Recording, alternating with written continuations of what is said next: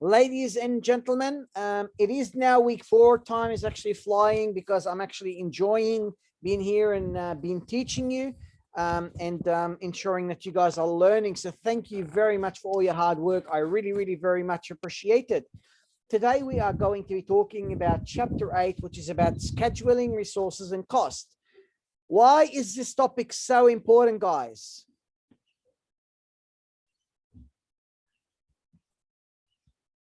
Why is this topic so important? Scheduling is important for on-time delivery. Yeah, absolutely. You want to deliver things on time. What happens if I don't deliver things on time? If I don't have resources, can I deliver things on time? No. Possibly not. If I don't deliver things on time, what's going to happen?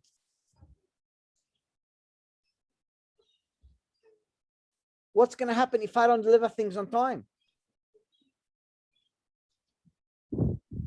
Disappointments. Disappointment, and it's going to cost me much more money, guys. It's all about the costing and how we're going to go and try to manage all of this costing, avoid all of these problems from occurring in the first instance. So today I am going to be covering this very important topic to ensure I build up on what I've covered earlier. And I'll remind you about what we've covered earlier very shortly. But ladies and gentlemen, we started covering introduction, organization, defining project. Then we start talking about estimating, maybe, the time required and the project networks, diagrams we go and build. And now we're talking about the resources, how we're going to go and add those resources to the project network to ensure that people are going to be working on any particular tasks. And then after, I'm going to be talking about other calculation chapters, such as how do we go and reduce the duration. So all of these are really building very nicely to be able to go and build your knowledge into all of those calculations that are actually relevant to be able to not simply do well in your exams, but also thinking about what actually needs to be done from a practical perspective in real life in relation to all of these, managing costs, managing resources, and so on. So what are we going to do? Well, I'm going to explain to you, there's differences between what we call a time constraint and a resource constraint schedule. Guys, what do you think the difference is between a time constraint and a resource constraint schedule? What is the difference? What do you think? What is a resource constraint schedule?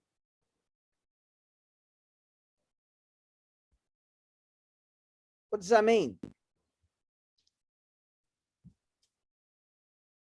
What is a resource constraint schedule? What do you think that means?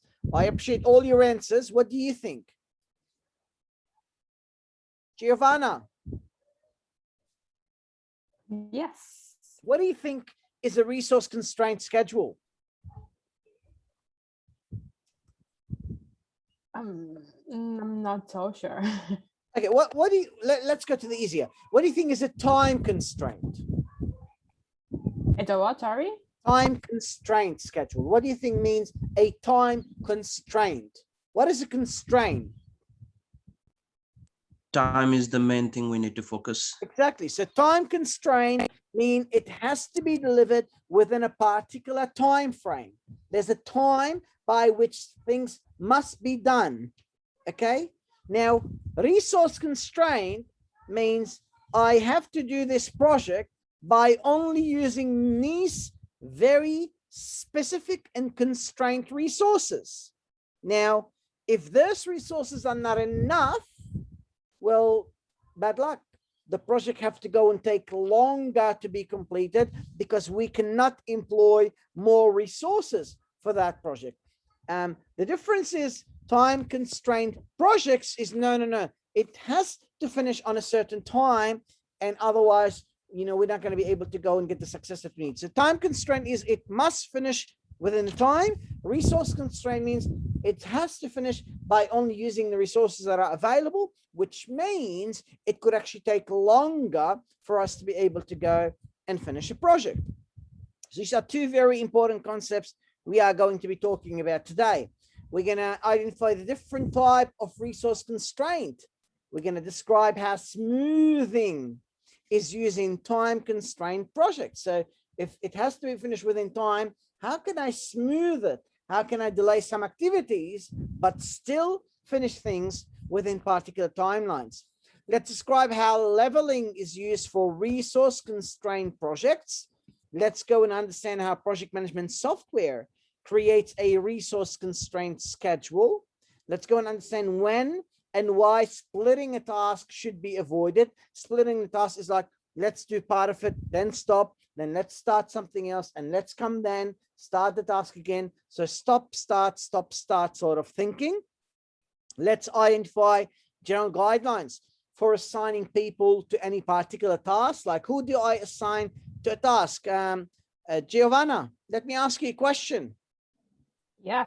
If I want to employ someone in marketing, who do I Yeah. employ?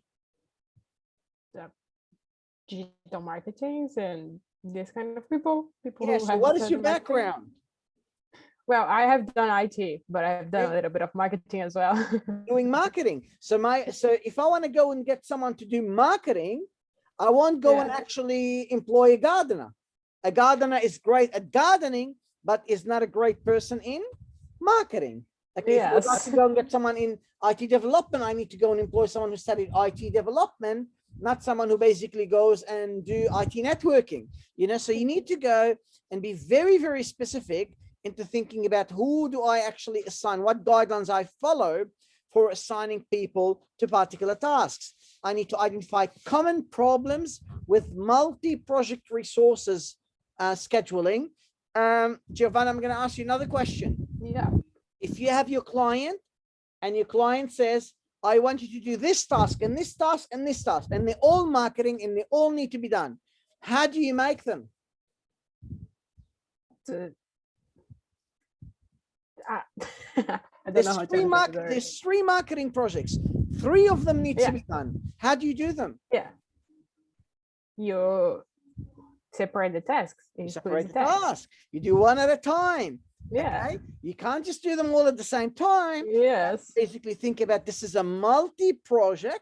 I need to think about how am I going to assign my resources to be able to finish all of these resources on an appropriate timeline to be able to go and get the right job. We're going to explain why a time phase budget baseline is needed. Like, first week I need $10, then I need $50, then I need, $40 for the third week, then $100 for the fourth week. You need to know how much is needed to be able to cover our expenses at any period of time. We need to create a time phase budget baseline. So we need to know what is the planned cost that is needed every week at a time. And then we need to also go and think about how much things are actually costing us in reality. But that thing about how much it costs us is another discussion and another calculation for a totally different day. But it's about just thinking and having that understanding that you will create a plan about the cost, but that plan could actually go and change when we're going to go and start going into details to do other things in our project. And we'll talk about that further.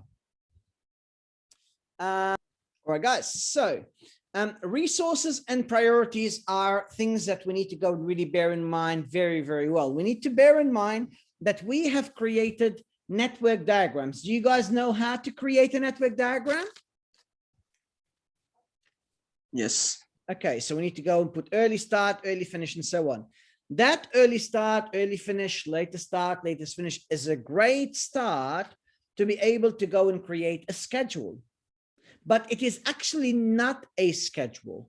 The only time it becomes a schedule is when I assign people to be able to go and do all of those activities. Sometimes I might not have enough people to do those activities. So the only time it will become a schedule is when we're going to be able to go and get those particular people to be able to go and be assigned to particular tasks. We cannot go and make the assumption that resources will be available and the amount that we need at any point of time. This is just doesn't work like this. And a lot of time you might not have the resources that you need to be able to go and really get the job. So you can't make that assumption that I'm going to have all the resources that I need to be able to get the job done. You have to bear in mind that you need to make sure you create a schedule after putting the resources and after making sure someone is going to be starting to work on a task at any particular point of time. Adding new projects require making realistic adjustments and judgment whether resources are available. So I can't just simply add more projects and expect they're going to be done very quickly. I have to go and bear in mind that, do I have all of those resources to be able to go and get the job done? I also need to think about cost estimates are not budgets until I actually make them time phased. So I can't say, oh, I need $10,000. That's my cost estimate. Yeah. Okay. So when do you need it? Is it the first week? Is it the second week? Is it the fifth week? You need to know very clearly when something is going to be needed to be able to go and ensure you're going to go and really get the job done. In essence, we have to overlay the previous time-oriented network that I've explained last week with the resource and the costs that are associated with creating all of these particular projects that we need to go and really bear in mind. So guys, what did we start with first? What did I start with here? We start with what? Scope. We need to understand the scope. Scope is what we need to go and actually deliver. And then after the scope, we create a work. What is that? What's that called? Work breakdown structure. Work breakdown structure. Can anybody tell me what is a work breakdown structure?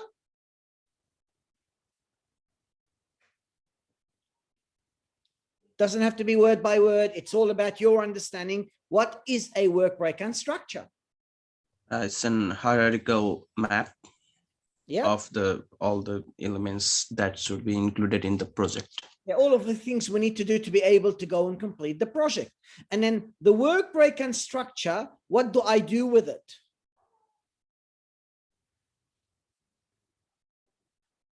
What can I create from the work breakdown structure?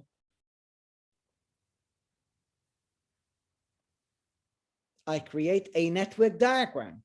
How is a network diagram related to work breakdown structure, guys? Anybody knows? It tells about the sequence after which Absolutely. activity. It says all of these activities are what I need to do, but now I'm going to tell you about in what sequence I need to do all of those activities. So that's where we create the network. We pick up, and that's why I always tell you the work breakdown structure is a foundation for the project management body of knowledge plan. We have that as a basic, and then from there we go and create the network. And once we create the network, then we'll be able to go and assign resources, and we'll be able to assign all of these costing to that network, because for every activity we go and say who's going to do it.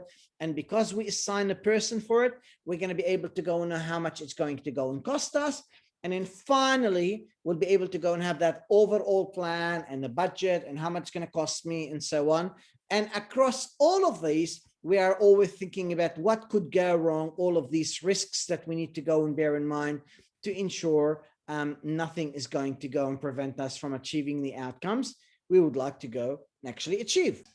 All right, guys. So we need to go and think about all of these resourcing problems. You know, we need to ask ourselves this question: will the assigned resources be adequate? So if I go and assign 5 people for a task, would they be enough and adequate for that task? And the second question is, well, would they actually be available when I want them to go and be available? So would they first be adequate? And secondly, would they actually be available to help me to go and really get the job that I want to go and get completed? The second thing I need to go and ask, do we need to outsource some of that work? What does outsourcing some of that work actually means? What does outsourcing, what does that mean?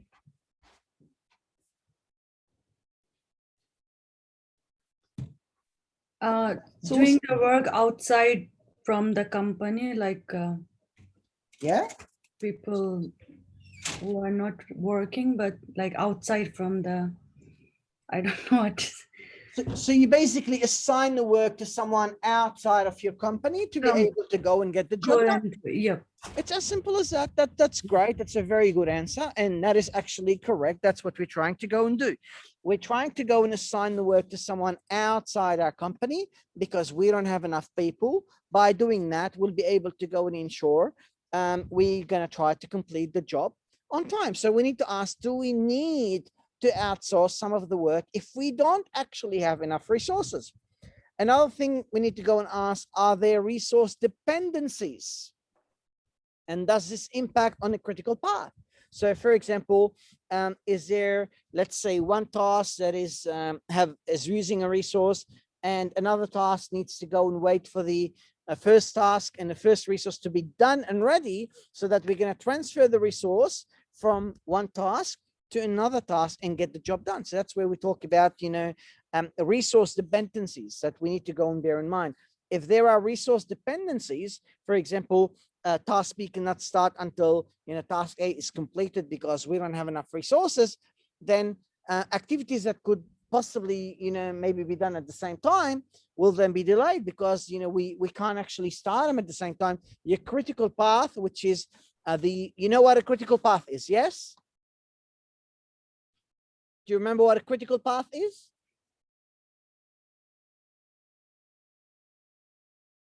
Anyone? Sir, it's a path which has minimum slack throughout the start to finish of the project. Minimum slack and longest duration to be able to go and get completed. That's correct.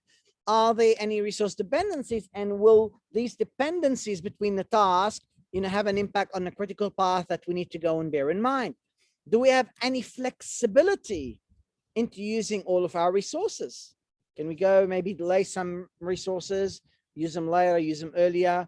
And is there any, the deadline that they've given us, is that actually a realistic, well thought of estimation?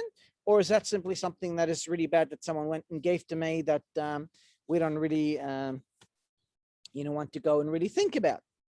So we talk a lot of time about what is known as resource smoothing or resource leveling. What is resource smoothing or resource leveling?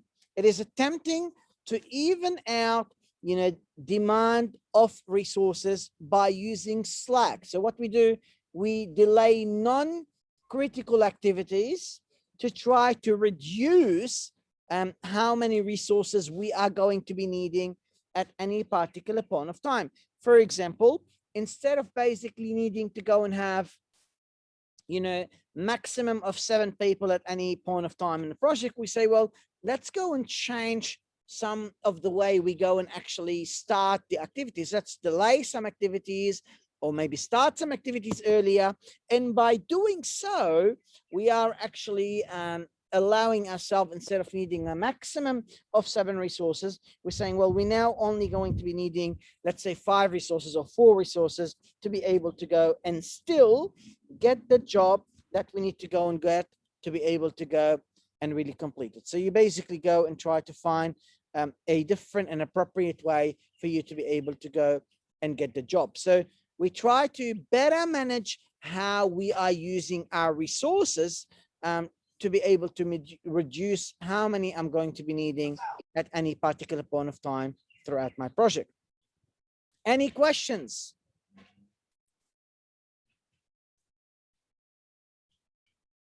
Now, ladies and gentlemen, we have what is called as a resource constraint scheduling. I mentioned that a bit earlier.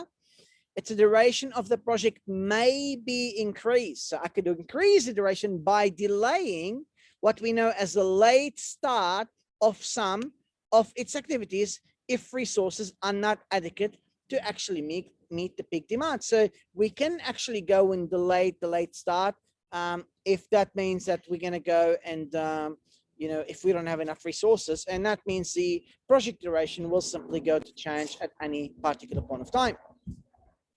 Now, when I talk about a constraint, there are so many various constraints or type of constraints I could really go and try to think about. Let's talk about them. I have the technical or logical constraint. Constraint related to the networked sequence in which the project activities must occur. Let me ask you a question. Can you create a network diagram before creating a work breakdown structure?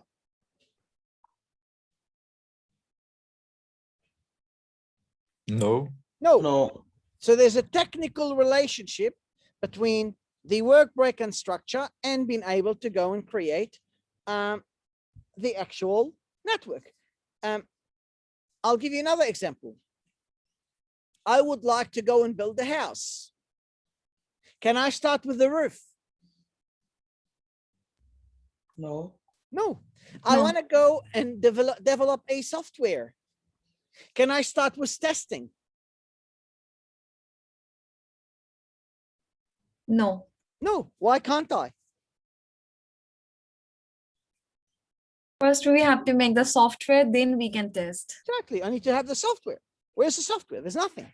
So there's a technical relationship, constraint related to the network sequence in which the project activities must occur. You cannot get testing before you're going to go and write the coding and finish the actual system. Physical constraint, activities that cannot occur in parallel or are affected by contractual or environmental conditions. I'm going to give you an example. We had people who work with us in developing projects, and the projects used to be done by working with a number of people. They used to be in Sydney, Surrey Hills, in Melbourne, as well as in United States.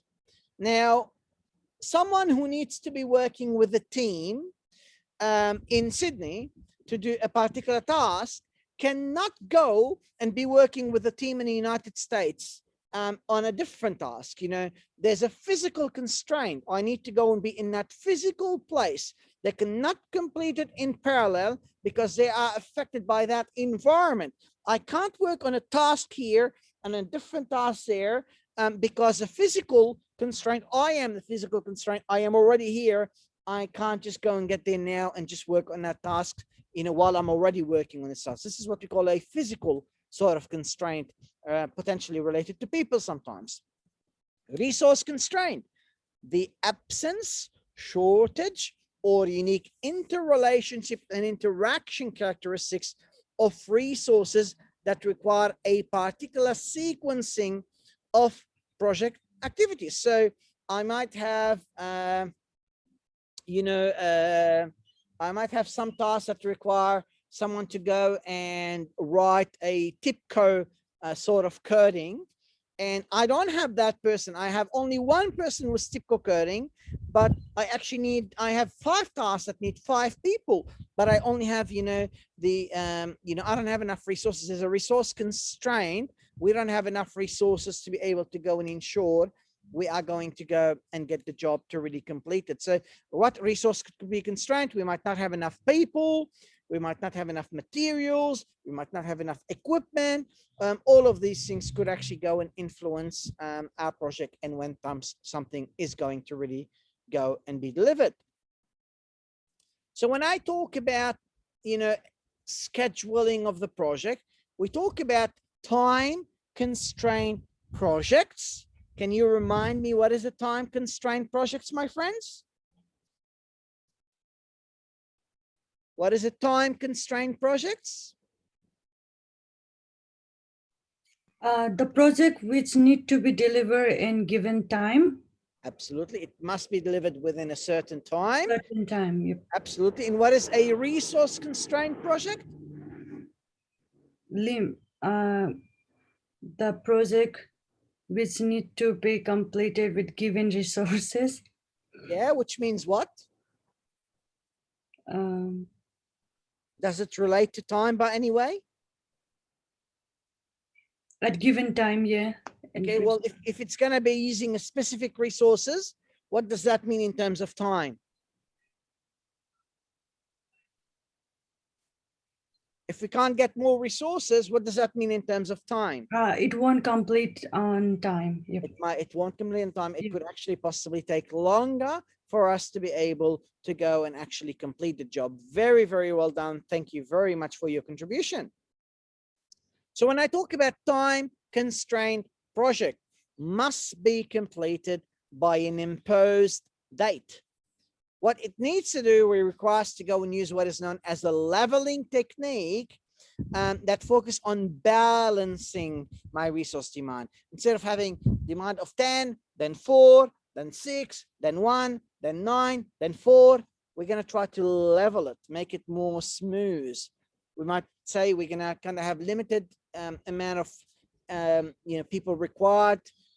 Overall, maybe 5 people we need for the project. So you're going to smooth demand to reduce how many resources we are going to be needing at any particular point of time. We use a positive slack.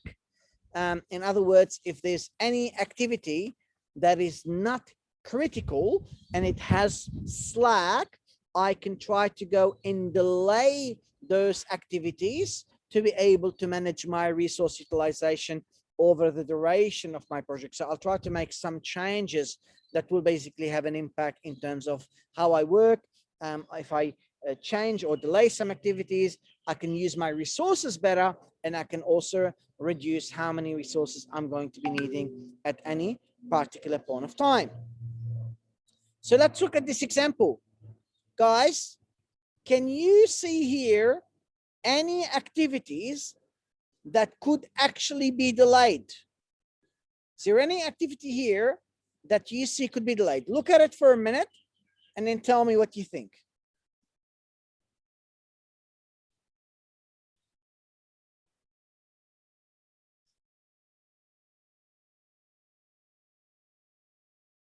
Can you see any activities that could be delayed?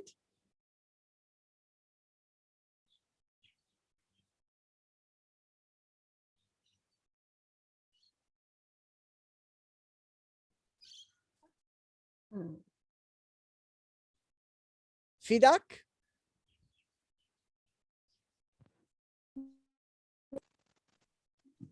Fidak, can you hear me? Yes, sir. Can you see any activity here that could be delayed? That could be the last one, 3B. Okay, this one? I need you to look at the arrows. The arrows tell you whether something could be delayed. So here, yes, I might be able to delay it, but it will be delayed because something else was delayed. So what activities could be delayed that we can see from the graph? Sorry? Can you see any activity that could be delayed here? Lighting, maybe? Which one?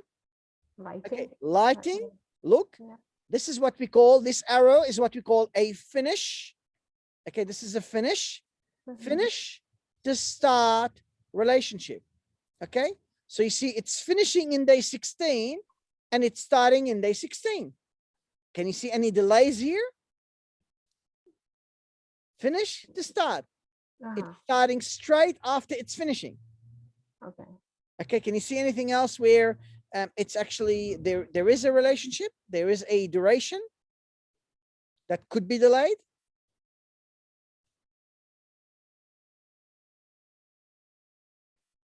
When does this activity finish? Irrigation, when does it finish? All right. Yeah. Okay. It finishes in day 10, yeah? Yes. But when can it finish? 16. It can finish in day 16. So what is that time here? What is that called? Delay. It's a delay. I can delay it by that duration without delaying my end date of my project. Any other activity we can delay?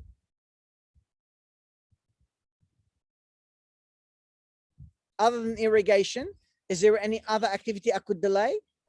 Fence and wall. Fencing and wall, 100%. Very well done. Thank you very much. Now let's look on the side. It's saying B equal backhoe. And it says we only have 3 backhoes available. Okay.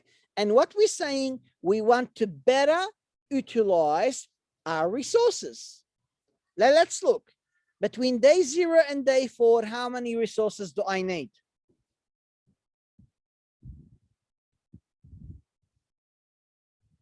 Between day 0 and day 4, how many resources I need? One. Now look, 4 days. Can you see? There's 4 days, and there's 2 Two. backhoes I need. Yeah. So I need 2 people for 4 days. Does that make sense? Yeah. Okay. Between day 4 and day 10, what do I need? How many people? 5. 1, 2, 3, 4. Between day 4 and day 10. Can you see that? 4 to 10. 1, 2, 3, 4. Yeah. Day 10 to 16, how many do I need? One. 1. And day 16 to day 24, how many do I need? Three. 3. So I need 2, then 4, then 1, then 3. So you see how that's not balanced? You see how it's changing? 2, imagine I employ 2, then I employ 4, then I employ 1, then I employ 3. Now, let's look at the activities that could be delayed. We know we can delay irrigation, and we know we could delay fence and walls. Which one would you delay to make it a more smooth demand for resources? Would you delay irrigation, or would you delay fencing and walls? Fencing and walls. Okay, you would delay fencing and walls. The reason why you would delay fencing and walls, if I delay it, it's going to start between day 10 and day 16, which means I will now need 2 people here and 1 person here, that 3. So then I will have 3 and then 3. And then I would only need irrigation here plus this person. So we'll have 2, 2, and then I'll have 3, 3. So instead of, having 2 people, 4 people, 1 person, 3 person, we delay this activity here that requires 2 people. We say instead of doing it between day 4 and day 10, we delay to start between day 10 and day 16. So I have 2 extra people here, and I reduce 2 people from here. So what will happen is I'll then will have 2 people, which is this person here, and then I'll have another 2 people, which is walkways and irrigation. And then I delay fencing and walls to start in day 10. So I have 2 between 10 and 16. All of these, 10 and 16, I go and have the fencing and walls. Plus I have lighting, which is again between 10 and 16. So I have 3 people here, 10 to 16. And then finally, I actually have between 16 and 24, I need 3 people. So between 16 and 24s, I need 10 people. So instead of needing a maximum of 4 people at any point of time, I'm only needing a maximum of 3 people at any point of time. Instead of being, 2 and then 4 and then 1 and then 3, we'll make it more smooth. I need 2 people for an extended period. Then I need 3 people for the remaining extended period. So that's the sort of things we go and we try to do. Does that make sense, guys? Yes. Is that all clear? So guys, this is what I'm talking about in terms of all of these resource leveling. Now, what is the benefit of, enjoying and doing that resource leveling? What will happen there? Well, if I am using my Slack, it's going to become and make my project more sensitive. If I delay this already, I can't delay it anymore. Any further delay will delay my overall project. So the disadvantage is it increases the credibility of activities. Things might start taking longer if an activity does not finish on time. We basically could lose the flexibility that could occur from reducing my Slack, and that's something I need to go and bear in mind. The advantage of leveling is that my peak demand changes. Instead of needing a maximum of 4 in that earlier example, I now need a maximum of 3 people at any point of time. Resources over the life of the project are reduced, and fluctuations in demand is really going to be minimized. And this is a lot of advantages that are very, very good for our project in terms of how we operate.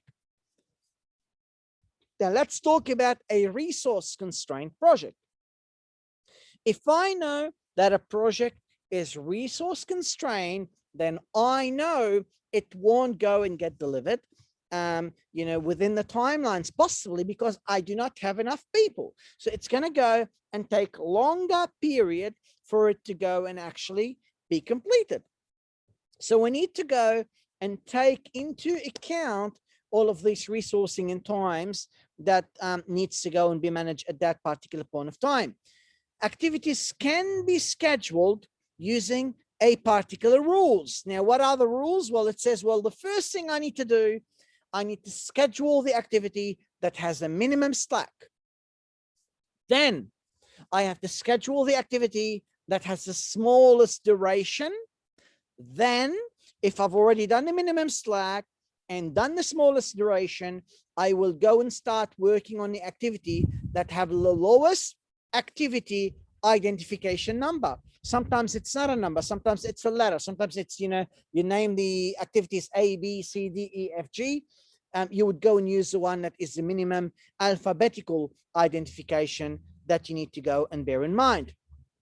The parallel method is used to apply the heuristic. So we basically start with the beginning and we go try to do one period at a time, and we try to go and decide which activities or which resources I'm going to be assigning for which resource. Now, I want you to bear in mind something. This rule works great if I am going to having exactly the same resources that are going to be working on those activities. But sometimes different activities require different resources. For example, in programming, one task needs programmer. In testing, the activity needs a tester. So when you're kind of talking about these sort of things, you might need to kind of, reconsider. You might, for example, go and do you might work on a development activity simply because it's a very small activity. And that small activity will allow you very quickly to start working on testing instead of having the tester wait for a whole week by having a developer working on a task that is going to go and take 7 days. So sometimes it's not simply about, looking at this heuristic, which is minimum slack, smallest duration, and lowest identification number. Sometimes it's about looking at more things, especially when you have more than one resource and you want to maximize the utilization of all of the resources that are actually available. Let's in the example I'm going to give you today now in the tutorial, in the lecture, or the class, is going to be fairly easy, but the exercises you need to go and think about are a bit more complex, and you need to kind of understand why we're doing any particular sort of assignment that I would like you to make sure you very much understand, because that could very well be in your midterm exam that is basically coming up in week 6. So bear that in mind. That could be in your midterm exam. Now let's look. This is very simple. This is very, very easy. This is where we say, all right, we have the network diagram, but we're adding some information to the network diagram by saying, well, we know activity 1 requires 2 people, activity 2 requires 2 people, 3 2 people, 4 1 person, 5 1 person, 6 1 person, and 7 1 person. But it's all the same resource. They're not different resources. They are the same resource we need. So what we need to do, we need to know when are we going to be starting each activity. Now, let me ask you guys, which activity would we start first?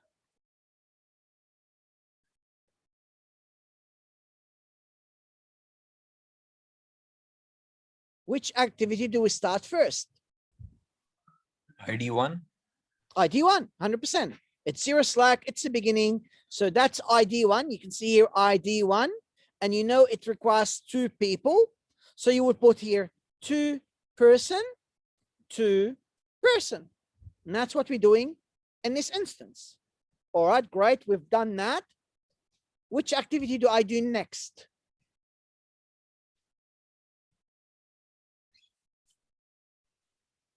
ID 3, Yes, why is ID 3? minimum slack. Minimum slack. So I'm going to start with this ID 3, and it's going to start in day 2 and finish in day 6. So what do I write here, here, here, and here? What do I write? What do I write here? T2. What's that? 2P. 2P, exactly, because we need 2 people. So we're going to write 2P, 2P, 2P, 2P. Very, very well done. That's awesome. What do we do next? ID 6. ID 6.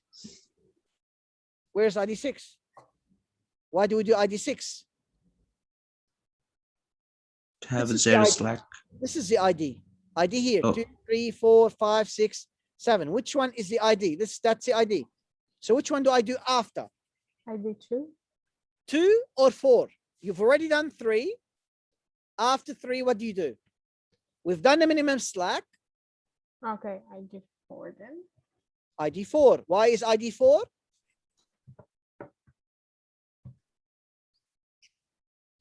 Smallest duration. Smallest duration. Well, let me ask you this question. Okay, you're right. It's the smallest duration. I have to do this activity. And that's totally right.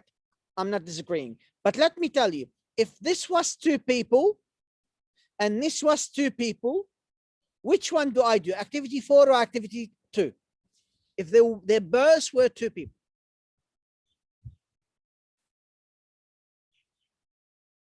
Sorry, if they were both 2 days, not two people, 2 days. If this was 2 days and this was 2 days, which one do I do? This or this? ID2. Can I do actually 2? How many resources do I have maximum? 3 people. I have 3 people. If I'm gonna go and do activity 2, then I'm assigning 2 people and 2 people, which is 4 people. Do I have enough people? No. No. So which one I should do? Even if they are the same, 2 and 2, which one I should use? ID 4. I should do 4 because I can have enough people for it. So ID 4, it's going to go and actually start in day 2 and finish in day 4. So it's going to start here and here, 2 to 4. ID 2 up there cannot start because we already have 2 people here. So we can't actually use it. Otherwise, we don't have enough resources. So when can I now start activity 2?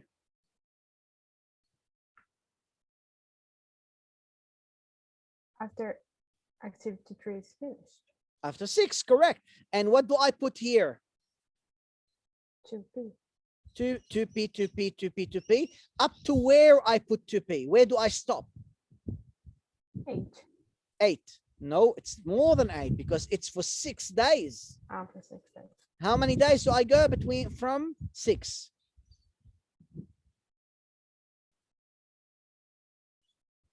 So for activity 2, it starts here. Where does it finish? At 10. No, if I do it 10, it'll be only 4 days. 1 day, 2 day, 3 day, 4 day. We know it's going to require 6 days. So we can start from No. 4. From where? From From 4? there is only 2 people. You can't start from 4 Five, because five. there's 2 people. So you can't split the task. So where do you start from? You start from 6. 6. Start from 6. And in 12. 6 days, it finishes in 12. That's 12. correct. 2P, 2P, 2P, 2P, 2P, 2P. It start in 6 because we can't start at here because we don't have enough resources, and we're not splitting the task because that will delay the activity. We started in 6, day 6, and then because it's for 6 days, we'll continue all the way for 6 days, and it finishes in day 12. What do I do after 5 or 6?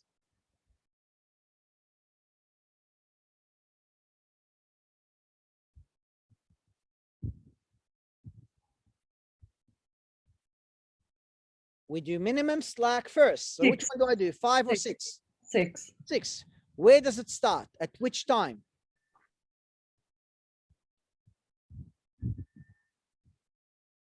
Start from 6. 6, correct. And where does it finish? 10. 10, correct. 6 to 10. I need one person. So I'll write 1P, 1P, 1P, 1P. Great. Now I already have 2 people and 1 person used. So I already have maximum resources used between here and here. What do I do next?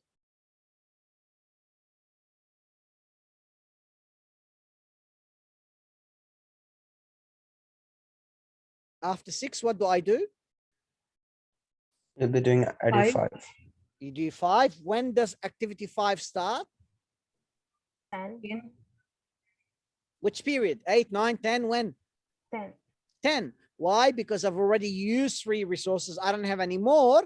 But at 10, I am only using 2 resources. So I still have 1 more resource I could use. So I would start here 1P, 1P, which means I can't start during day 6 as I would usually do. So there's X's here, which says I cannot start it at this period. I can only start it in day 10, and it's for 2 days. So it's between day 10 and day 12. What do I do after I do activity 5? 7. 7. When do I start? On 12. When do I finish? 14. 14. And what do I put here? X. X, because I've already used 3 people. I can't use anymore. So I put my X here to say I can't start here, but I could start in day 12 and I finish my projects in day 14. Does that make sense? Yes. Let's look here. Is there any activity that does have some slack and could be delayed?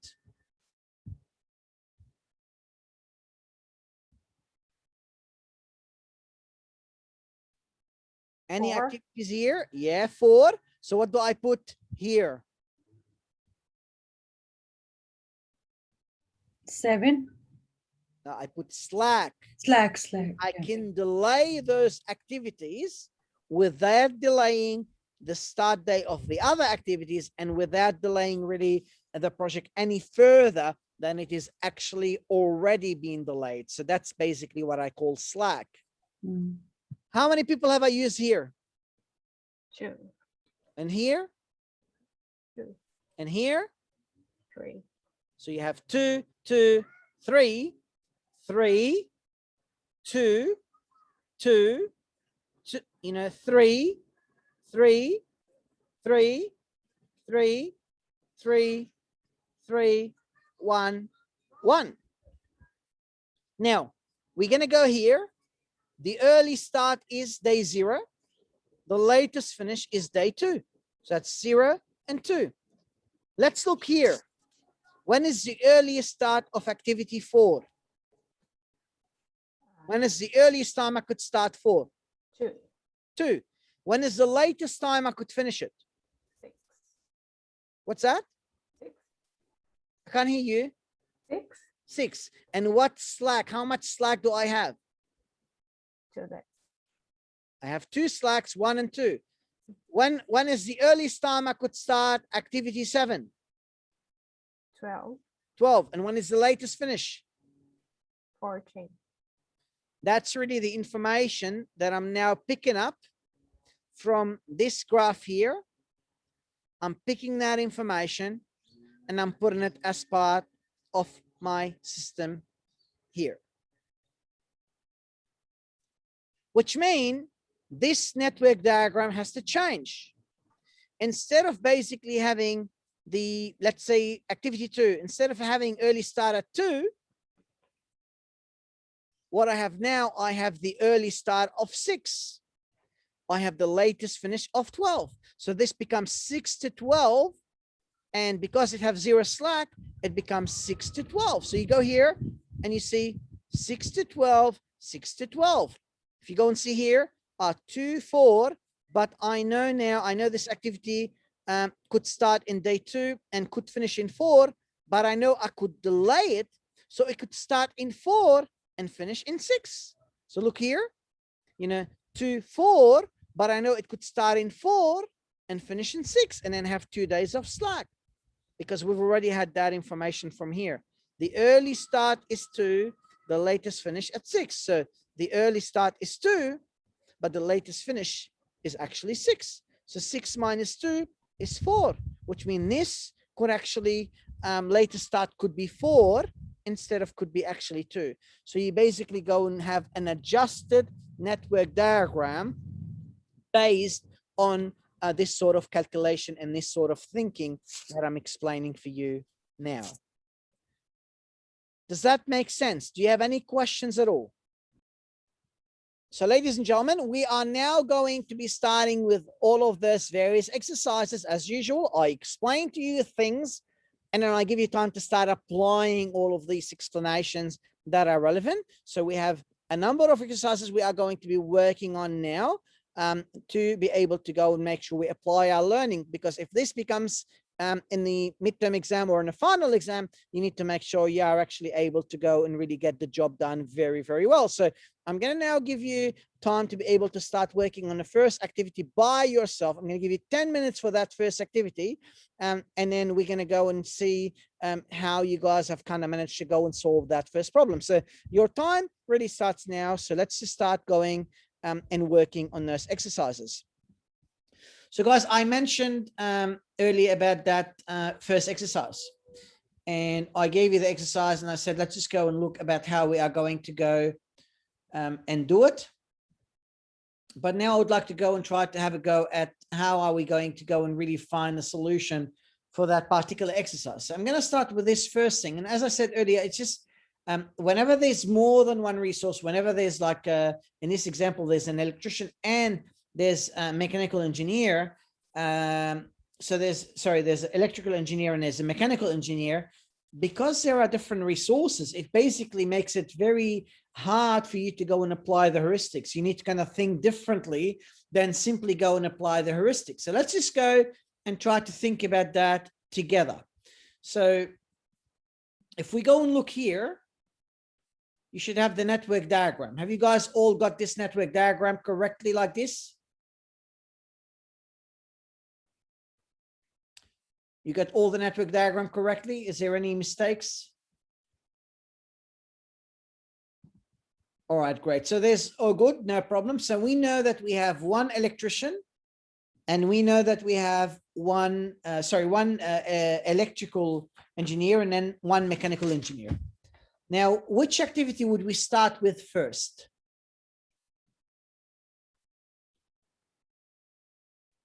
One. So we would say basically start saying, well, I am going to be doing, okay, let me move that to the front. All right. So I'm going to go and say, I'm going to be putting 1 first, and that's activity 1. And then I say I'm doing another activity 1, which is because activity 1 is for 2 duration. Okay. And which activity do I do for mechanical engineering? 3. 3. So that's straightforward. Everybody understand why I've done that here? So 3, 3, and then 3. Everybody understand that? Yep. Okay. Which activity do you reckon we have to do next?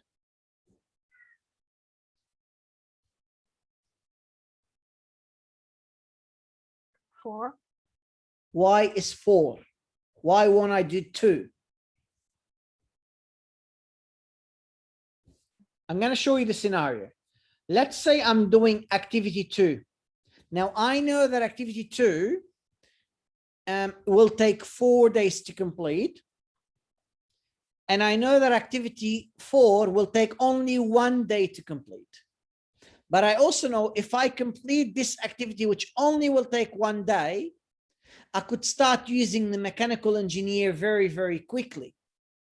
However, if I'm going to go and basically use this activity, do this first, it will take 4 days, which means I'm going to have a long period where I cannot actually use a mechanical engineer. Let me show you what I mean. So let's say we basically do activity 2 first, and say, I'm going to do activity 2 for 4 days. So I might go and say, all right, you know, activity 2 for 4 days. Some people might say, oh, that's how we should do it. If I go and do that,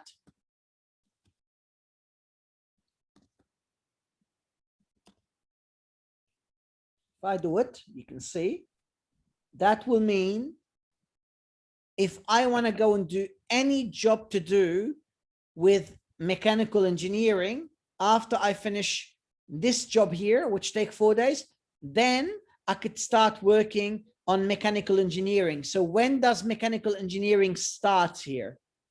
The work on it. Which activity do I do for mechanical engineering if I was to actually do this? You start doing activity 6 6. And when do I start activity 6? on day 6. I started in day 6. So if I was to go and do this scenario, I'll basically will get, you know, activity 6 for 2 days. So you see, it's going to leave me for a long duration, 1, 2, 3 days, where I'm not using any mechanical engineering resources. So it's basically not helping me to go and maximize the use of my resources. On the other hand, if I go and say, all right, I'm not going to do this first because this will take 4 days. But if I do this, because I've already done this and this, if I do this, what's going to happen is it's only going to take 1 day and it will allow me straight away to be able to use a mechanical engineer. So I'll go and say, all right, let me do activity 4 now, which will only take 1 day. And let me go and bring that and get to the front, and I get, say, let me go and do activity 4 now. And by me doing this, it allowed me to go and start working on mechanical engineer resource, which is 5 straight after. So I'm going to go and say, all right, now after on day 3, I can straight away start working on a mechanical engineering, which is ID 5 for 6 days. So I can come here and say, all right, I'm going to do, you know, 5 for 6 days. 1, 2, 3, 4, 5, 6. Do you guys understand why I did this? Anyone have any question on why I recommended this? You see how when we're straight away now using mechanical engineering, we don't have to wait. Does that make sense? Yes.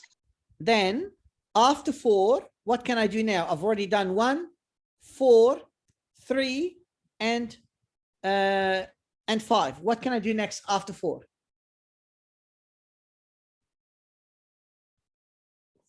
6. 6? No, I can't because I haven't done 2 yet. Ah, yeah, true. I have to Sorry. do 2 first.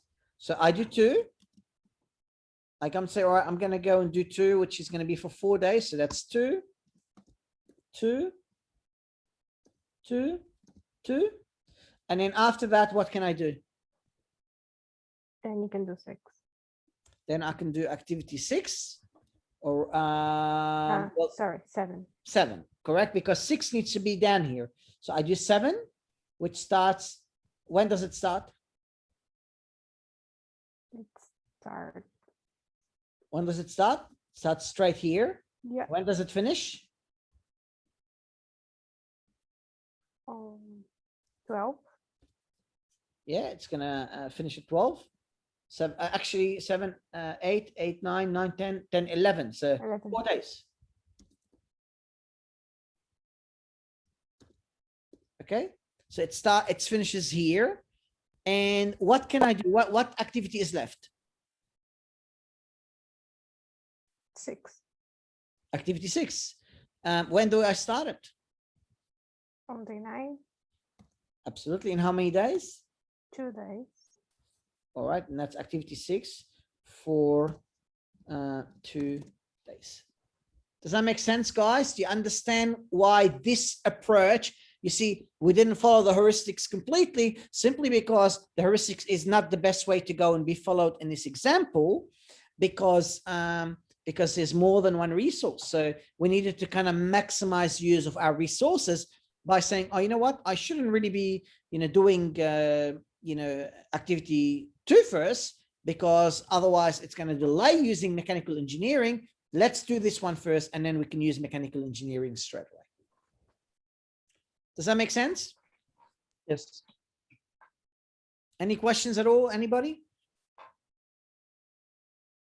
Okay. All right, great. So then you basically look here, early start for 1 is what? 0, 0. And latest start? 2, No. 0, because- Yeah, 0. When is the latest finish? 2, 2. And when is the early finish? 2, And what is the slack? 0, 0, because early start and latest finish, there's no slack. There's nothing at all. What about activity 3? What is the early start and latest finish? 0 and 0 and what? What's the latest finish? 7. Look, I'm talking about activity 3. 3, sorry. 3, absolutely. 1, 2, 3. So it starts in 0 and it finishes at 3. There's no slack again. So latest start and early start are 3, and latest finish and early finish are, early start and latest start are 0, and early finish and latest finish are 3 in that example. Let's look at this activity. Activity 2, when is the early start and when is the latest finish?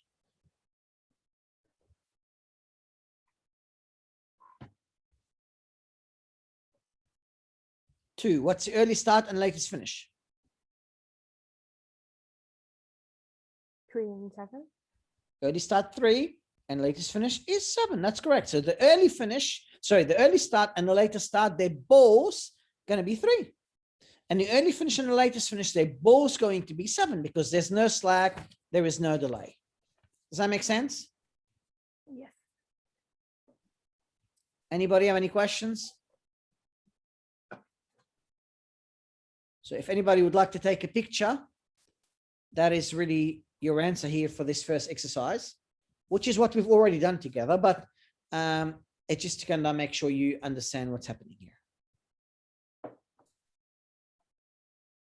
Now, I want you to start with the second exercise, but the only thing I want you to do is I want you to kind of build the network diagram, this one here, the network, and then we'll start working on the remaining stuff together. So just finish your network diagram now in front of you, and let's just work together on your remaining information. So I'll give you a few minutes for doing that. All right, guys, have you finished building the network diagram for exercise number 2?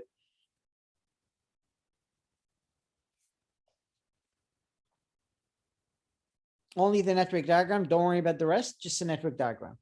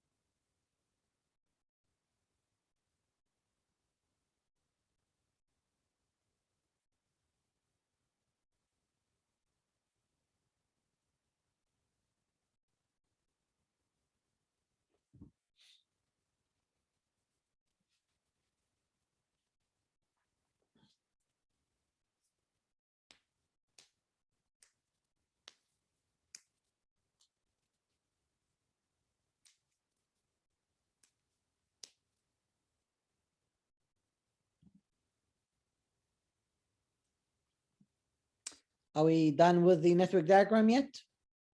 All right, guys, thank you for confirming that you're done with that. So I'm going to now go and have a look at this exercise now from another perspective. All right, so did you guys get this? Did you guys get this network diagram? Any question, any mistakes with that?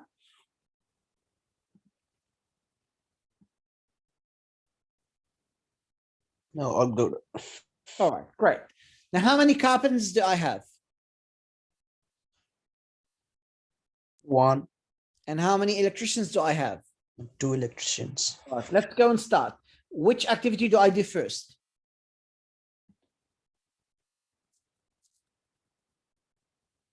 Carpenter 1, One. For how many days? 3 days. 3 days. So what do I write here? 1, 1, 1. 1, 1, 1. That's simple. So I'm gonna basically be putting 1 and 1 and 1. All right, great. Do I do then 2 or do I do 3? Before you answer me the question, I want you to bear in mind that we also have electricians that we want to go and be using. Okay, and we want to use the electricians as quick as possible. So now I want you to ask me, do I do activity 2 or do I do activity 3? 3. 3. How many days is 3? 1. So when does 3 start and when does 3 finish? 3 and 4. 3 and 4. Correct. So I'm going to be doing activity 3 here. Okay, and what would I do after?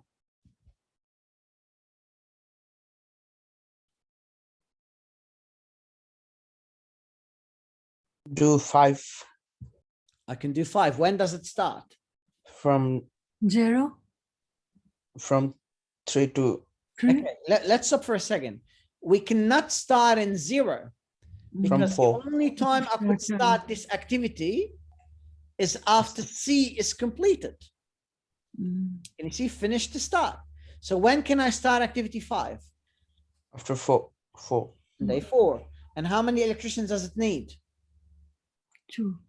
2. So I'm going to put here activity 5 for how many days? 5 days. Okay, so 1, 2, 3, 4, 5. And I'll be doing the same thing underneath here. 1, 2, 3, 4, 5. Does that make sense? Yes. Do you understand what we've done here?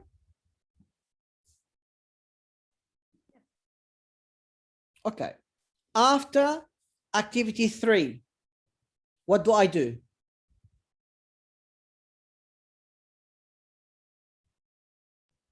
Activity 2 for 4 days. 2 for 4 days. That's correct. So I'm going to now do activity 2 for 4 days. So 2, 2, 2, and 2. And what does that allow me to then do? Activity 4 4. When can I start activity 4? from day 9.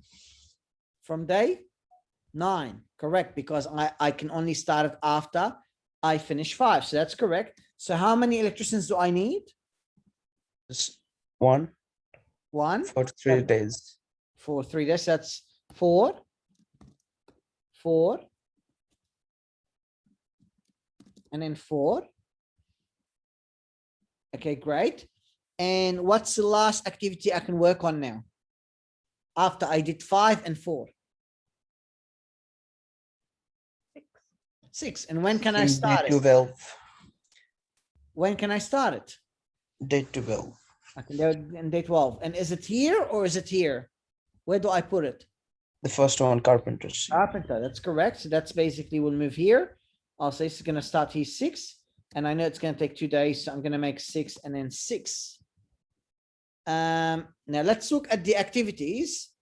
Can you see, guys, any activity that can be delayed?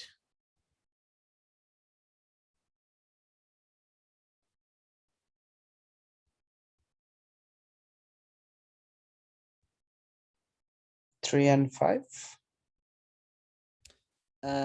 No, because 3, it can't be delayed. If you delay 3, it's going to No. delay 5. No. 2. 2, correct. I can delay 2. Why? Because 2 finished in day 8 and 4 started in day 9. So this finish to start. So when this finished, when 2 finished, 4 didn't start straight away because we didn't have enough resources. So it started 1 day later, which means if I go and I delay this activity here, this by 1 day, it is not going to have any impact on my project. It's still going to go and actually finish on time. Does that make sense? Yes. Any question? Anybody not clear here on, why it's like this, or any concern, anything you're not sure about? You can ask your question as much as you want.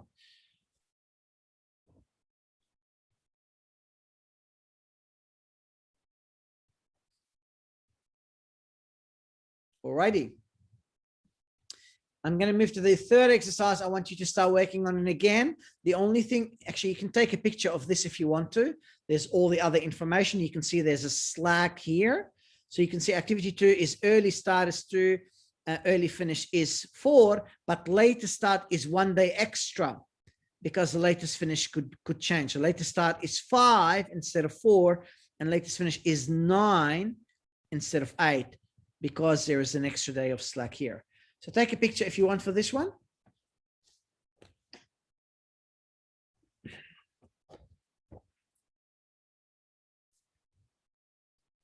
So the estimated time is like on 12, but we finish on 16.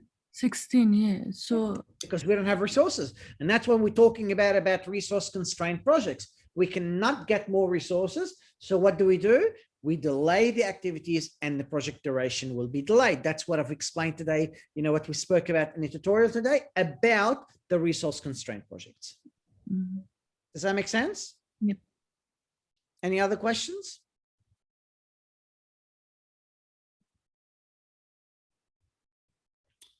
Alrighty. Let's go and go through the other exercise. Again, the only thing I want to do, this is complicated, guys, more than others. We have only 2, we need sometimes 1 tractor, sometimes 2 tractors, which is the resource we need. But just look how the network diagram is. I want to try to go and explain that for you now, and probably we'll leave the rest for you for later. But let me just go now. And I'm going to go and share with you now another exercise. Okay, so that's this exercise here. Okay, and let's just try to think about this one now. Which activity do I do first?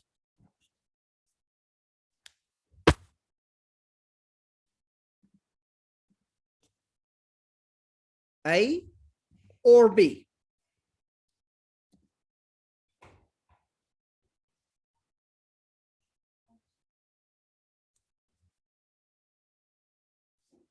These are all the activities here. Which one do I do first, A or B? All right, let's say A because, let's say we do A because it's shortest. It takes 4 days. It won't make much difference anyway here, but let's say we do A here. It's basically going to go and take, 1. Actually, I'll put it as a 1, 1, 1, 1. So I'm using this for resources for activity A. Now, what do I do next?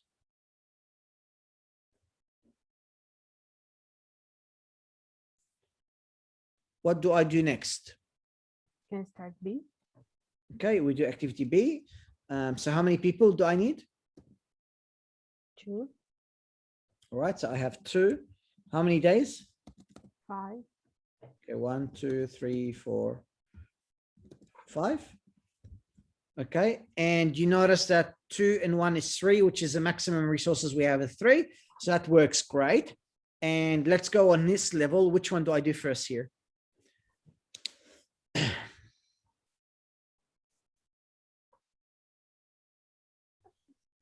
We can do D. D, correct, because it's 0 slack. So what do I put here? 1. 1 for how many days? 5. Okay, so that's 1. Let's just fix that.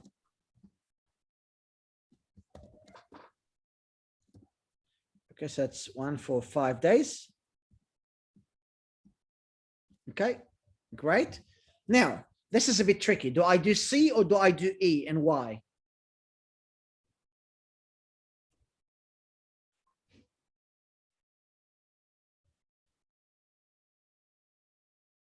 Can do E Why E, not C?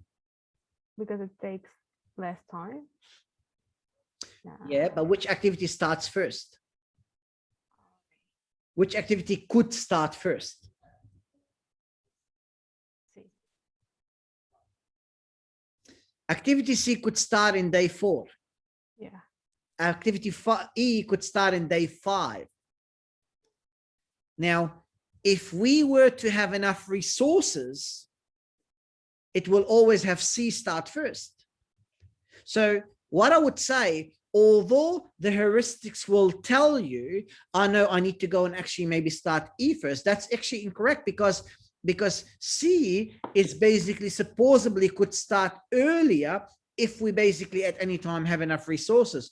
So what I would do, I will do C first because there is a potential, if needed, for it to start in day 4 if we get more resources.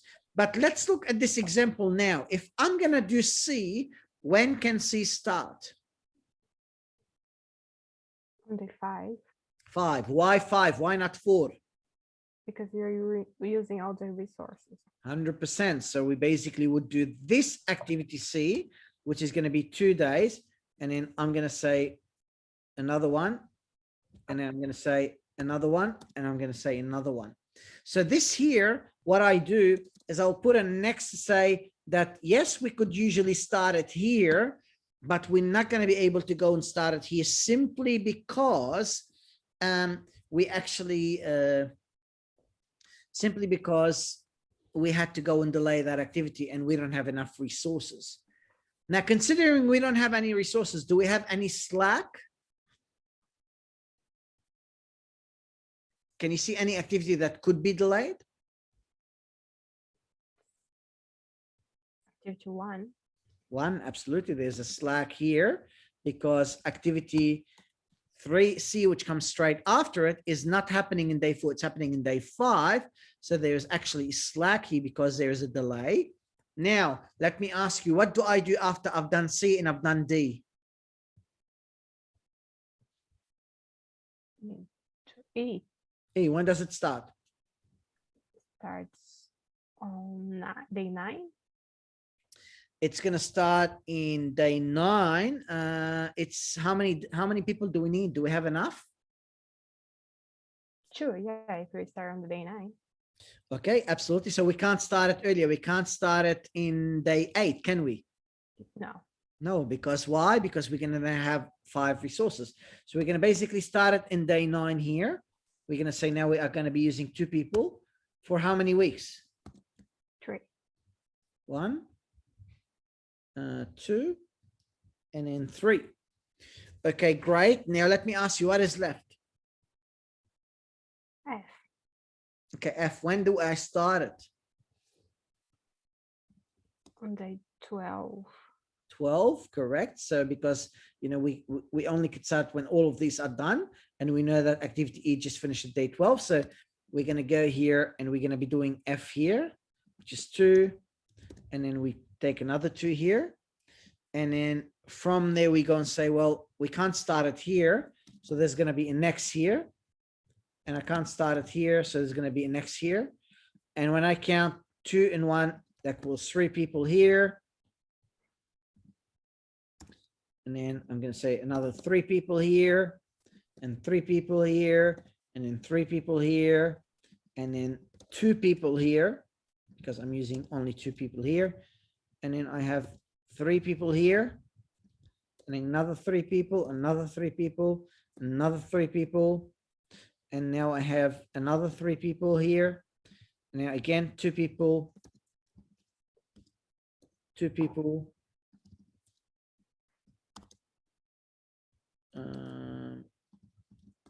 2 people, and 2 people. So that's the sort of things we go and actually use in these sort of exercises. So you see, it's not as straightforward as you could think about it. There's always going to be some complicated things to go and bear in mind that you should actually know about. And it's about basically using your brain and trying to think what could actually go and be done to get things done correctly. So this chapter, guys, is the complicated sort of calculation. There are heuristics, but you can't use the heuristic all the time because sometimes there's more than one resource and you want to think, you know, is it better if I do this instead of that? So you basically start thinking about any of the alternatives that are actually available. But does that make sense? Are you guys getting the handle of how things should work? Yes. Okay, it's good. So we've done so far a number of exercises. I'm going to just show you this solution for exercise number 3 that we've just discussed. So we've already done it, but you can take a picture of it if you want to. I'll just give you a sec.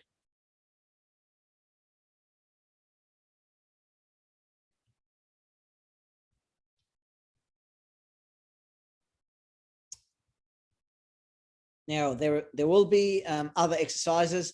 This exercise, for example, I'm going to leave it for you guys to be able to go and attempt it. For this exercise, heuristics is very simple, very, very easy to follow this one. It's not hard, it's not complicated. So I'm going to leave that for you to be able to go and do it a bit later during your own time.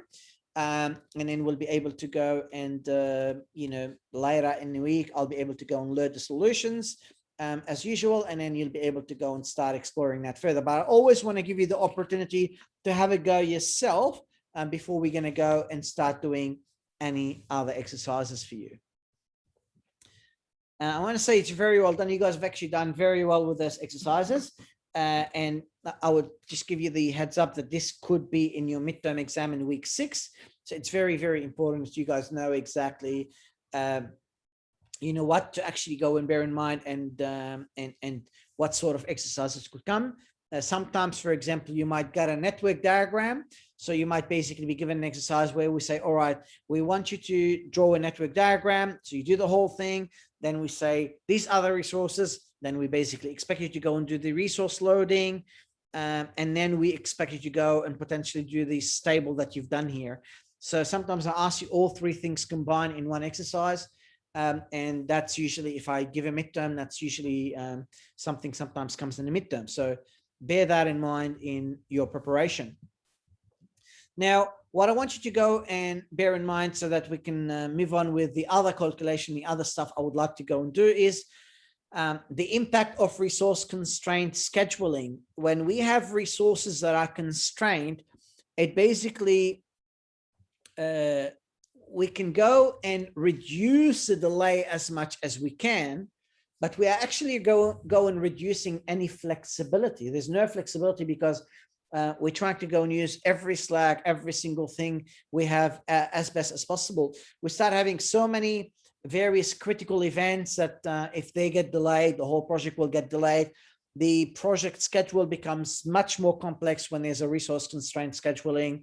They might have critical path becomes non-meaningful because the whole critical path will have to go and change. The sequence of events will have to change. You know, you've seen that in the exercises. You tell me, oh, we have to do this, and I said, no, we have to do the other one. So these things go and actually change, and you know, we bear that in mind. May cause some activities that are usually parallel to become sequential because we don't have resources. Basically become something we have to go and wait. But we often use computer programs like Microsoft Project, which I encourage you to do to use for your assignment. When you use it, it basically helps you to go and ensure you're going to go and create your you know, your balancing, and it basically goes and make sure that your resources are not over allocated and overused. If that's the case, it basically goes and manage that over allocation by itself.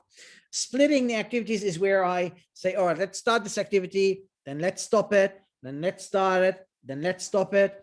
That doesn't really work, guys. So it's a lot of time it actually goes and create delays because you make basically starting and then shutting the time and then starting the time and then shutting the time.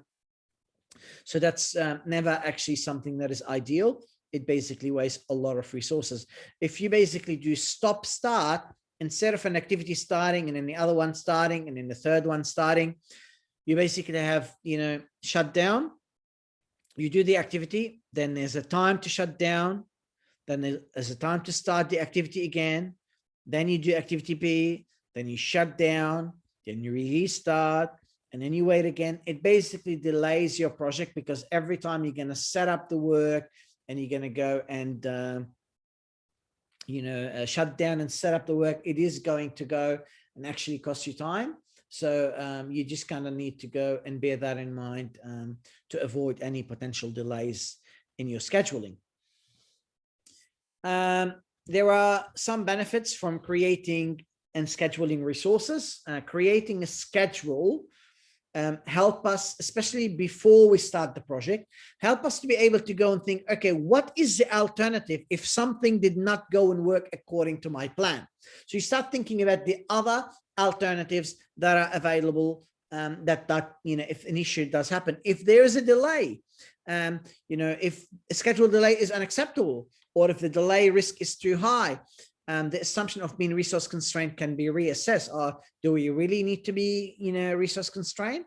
Shouldn't we really finish that project quicker because we want to reduce our risk? You start thinking about those alternatives. Some resources schedules, they provide the information needed to prepare what we call a time phase work package budget. So I need to know at any point of time, how much money do I need? I need to really have that information. It basically gives the project manager the ability to assess, the impact of any unforeseen events, such as turnover or such as any equipment that go and have a breakdown. What do we go and really do at that particular point of time? It allows project managers to reassess how much flexibility they have over certain resources that we need to go and bear in mind. We need to bear in mind when we are assigning project work, project managers must match as best as they can the demand and requirement of specific work with the qualifications and experience of available participants. Some people will simply have better knowledge than other people. And these are the sort of people you must be assigning to be able to go and ensure they are working on a particular activity. We need to balance the task performance with the need to develop the talents of people assigned to the project. Yes, we want to finish quicker, but don't we also need to have our people know better, train better, and could do a better job? That's absolutely something that is really, really crucial and important. We pick up people with compatible work habits and personalities, but also who complement each other, who can work well together. Okay, we basically team up veterans that are old and have all of these experiences and so on. And at the same time with new hires, because we would like all of these new hires to be able to go and gain knowledge from those people that basically have been in a company for a very, very long period of time. They can help to socialize, and that socialization is basically how we get a lot of learning, and we learn about the company's norms, the company's customs, and so on, to basically go and bear in mind. Now, there's sometimes we have the multiple, multi-project scheduling problem. For example, what's going to happen is if, one project will go and slip, delay in one project is going to go and actually have a delay for the other project. So, one project, if they're interlinked, one delayed, second one is going to go and be delayed. This is what we call a multi-project scheduling problem. Inefficient resource application, where we talk about the peaks and valleys of resource demand, creates scheduling problems and delays the actual project. So we don't want to have basically peaks and valleys. Sometimes I use 3, sometimes I use 6, sometimes I use 2. Like, you don't want to have, you want to basically go and try to create a more sort of smooth way for you to go and actually operate at any point of time. Resource bottlenecks, shortage of critical resources required for multiple projects. What do? They basically cause delays, and they basically result in the schedule needing to go and really be extended. How do we manage the multi-project scheduling? Well, what you do is you create a project office, or you create a department that can oversee the scheduling of resources across multiple projects. Use a project priority queuing system. For example, you say the first project that comes is the first project we are going to go and really be serving. That's something we need to go and bear in mind. You create a centralized project management. What is that? You basically treat all projects as part of a mega project. And this way, if basically there's any, you basically could see how that resource that you have that is limited is going to go and be needed to go and actually be working on all of these multiple resources. You need to outsource projects to reduce the number of projects that are actually handled internally, especially when you don't have resources. You see, okay, I have enough resources for 2 projects, but I don't have enough resources for the remaining 2 projects that I would like to go and ensure we're going to be working on. Let me ask you this question. Let's look at this particular activity, and I'm going to give you a few minutes to think about it, read it, and then think about it, and then I'll ask you for the answer. So what do you think, guys? If planned costs for 10 weeks is $4 million, and at week 5, we've spent $2.4 million, have we overspent by $400,000? Yes. Okay. You said yes. Why do you believe so? Half. Because we have spent more than half. Okay, no problem. Anybody have another answer?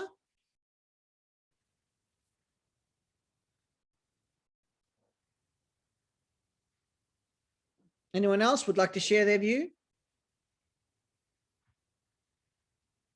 All right, guys, the answer is maybe yes and maybe no. Because you are only looking at a cost in here. You look at the cost. You did not ask the question, am I ahead of time in the schedule? Yes, at week 5, I might have spent 2.4 million, but have I completed 80% of the project and I'm still in week 5? Or am I in week 5, I spent 2.4 million and I haven't even done 50% of the work? So the question really needs to go and really understand, yes, I spent more money, but does that mean that I finished more work?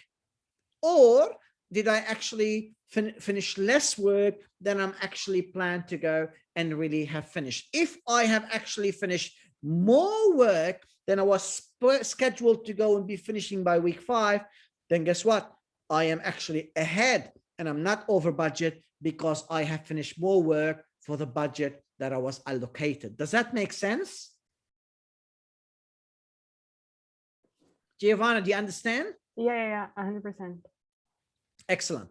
There's another reason why we need to go and think about schedule cost per period, because when I go and actually look at my whole cost per period, I have what is known as a project baseline cost. I have what is known as a planned value.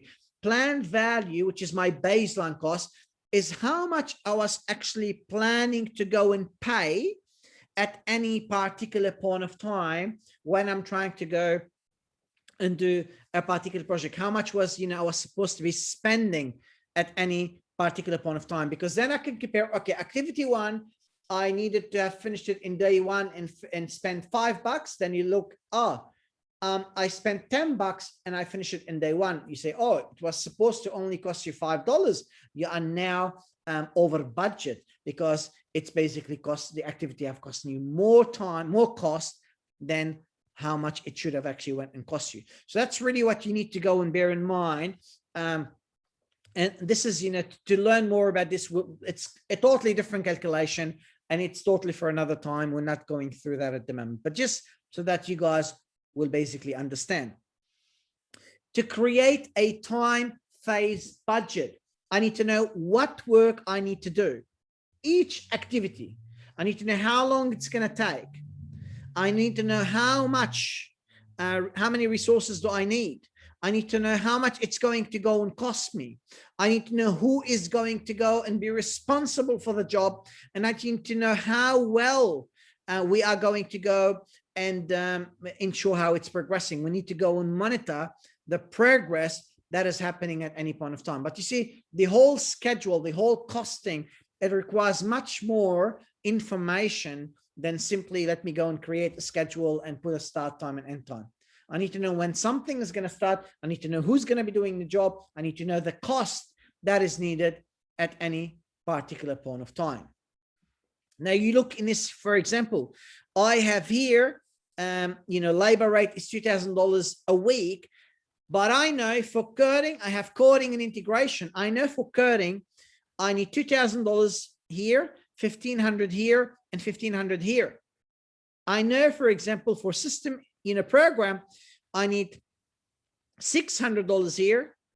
$6,000 here, $7,000 here. So you see the costing is actually different. You basically have to go and create the budgeting across every day for every task.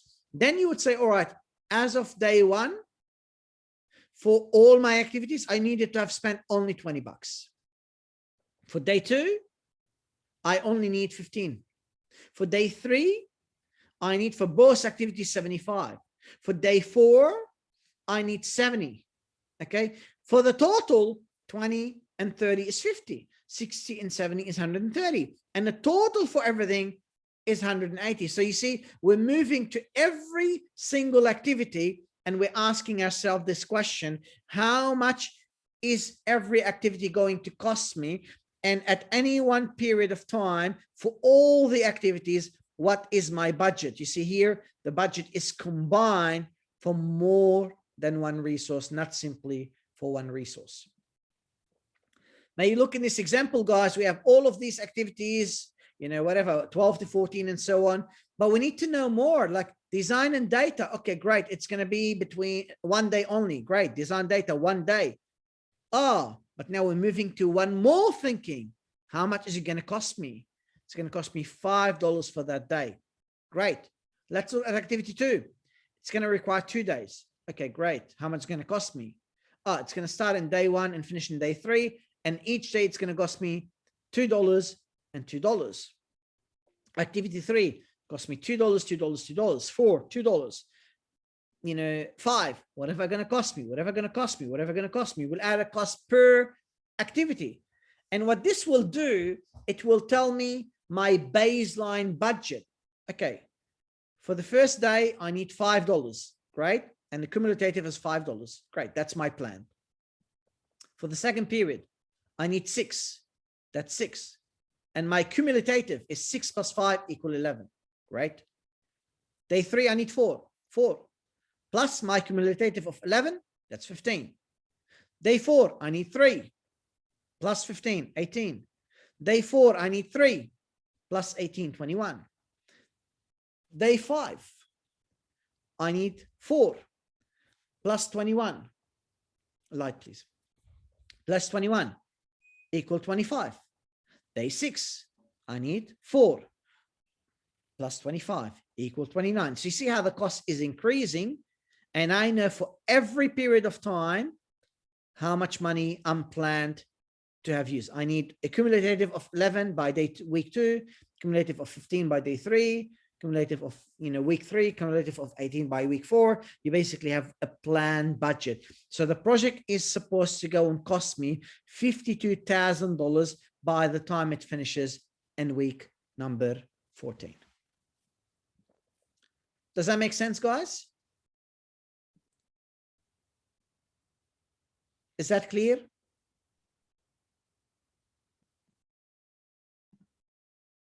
Thank you for all the thumbs up, guys. I really appreciate it. There's going to be this activity, which, we'll see how we're going to go with it, because there's going to be exercises about this, budgeting, but we also need to do the quiz. So I'll go through that very, very shortly, and we'll do some exercises later. I want you to bear in mind when you're going to go and create a phase budget, you will look at, every month, every week, and depending on how you're budgeting and how you, controlling your budget, but usually on a weekly basis. And even you track activities on a daily basis to make sure that, you're not costing you more money. But you see how, you combine all of these costing together to get a total. You combine, you get a total, you combine, you get a total. That gives you all of that budgeting. And you also need to bear in mind that you're not over allocating your resources at any point of time. If the resource is basically supposed to spend, let's say 40 hours a week, let's look at Suzuki working 24 and 16 on 2 different activities. So that's 40 hours. Let's look at Lopez working on 1, 2, 3 activities, which together will be 40. Let's look at, POTS, 24, 40, and 40. You need to make sure if there is any resource that is allocated for more than 40 hours a week, that's where Microsoft Project have something called leveling of resources.